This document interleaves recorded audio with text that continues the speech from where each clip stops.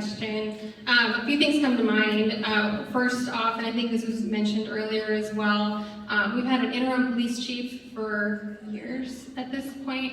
So getting, making that a permanent role, and so that we have someone in there that can be a stable leader for our police department, I think is really critical. So that shows a sign that we're supporting our police on that front. I also know the police department has a number of budget approved positions that are open. They're trying to get them filled.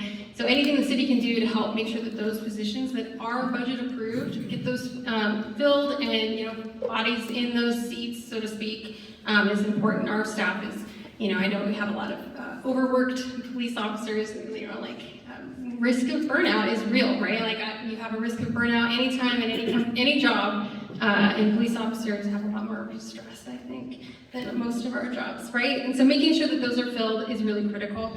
Additionally, I think as a city, we need to look at our budget and see what we can do to make sure that we are properly staffing both police and fire to meet state code and state recommended, staffing levels, and then also just best practices for a city of our size. When we have a university, we have the influx of students.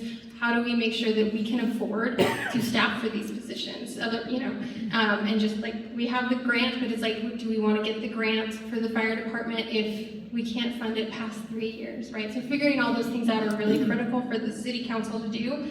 And then, of course, as it was mentioned earlier too, the Civil Service Commission is really critical to get reestablished. I know that the city is posted for it now. That helps make sure that we have fair oversight for hiring and firing and promotions within police and fire, which is really critical, right? And we want to make sure that those things are fairly taken care of. And so I think all of those things are the immediate things that come to mind on those topics. Thank you.